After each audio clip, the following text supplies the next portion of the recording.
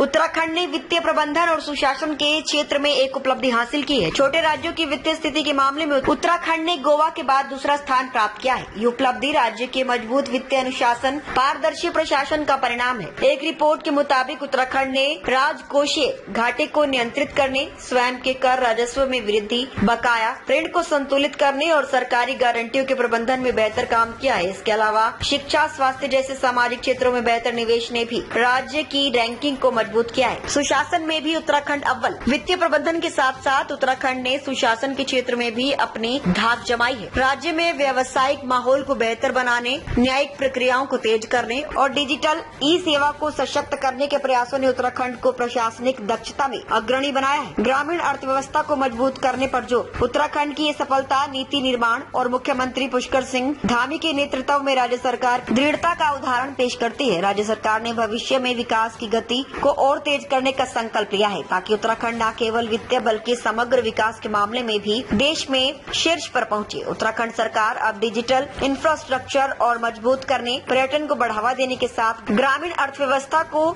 सशक्त करने पर विशेष ध्यान दे रही है। डबल इंजन की सरकार के प्रयासों से हो पाया संभव। सीएम धामी ने कहा कि उत्तराखंड के लिए ये गर्व का क्षण है। छोटे राज्यों में वित्तीय प्रदर्शन में दूसरा स्थान हासिल करना हमारी सरकार की नीतियों, कड़ी मेहनत और जनता के विश्वास का परिणाम है। हमने वित्तीय अनुशासन को प्राथमिकता दी और शिक्षा, स्वास्थ्य, डिजिटल सेवाओं और न्याय व्यवस्था को मजबूत करने पर ध्यान केंद्रित किया।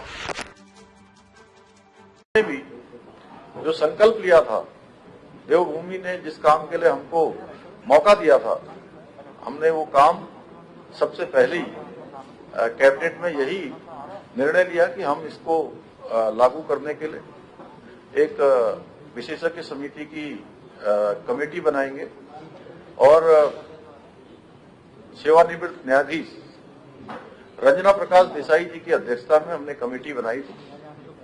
उस कमेटी ने हमको अपनी रिपोर्ट सौंपी और रिपोर्ट सौंपने के बाद 6 फरवरी को विधानसभा में ये प्रस्ताव प्रस्तुत किया गया।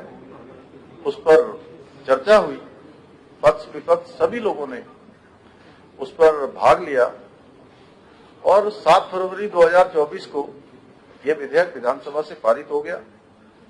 और उसके बाद माननीय राष्ट्रपति महोदय को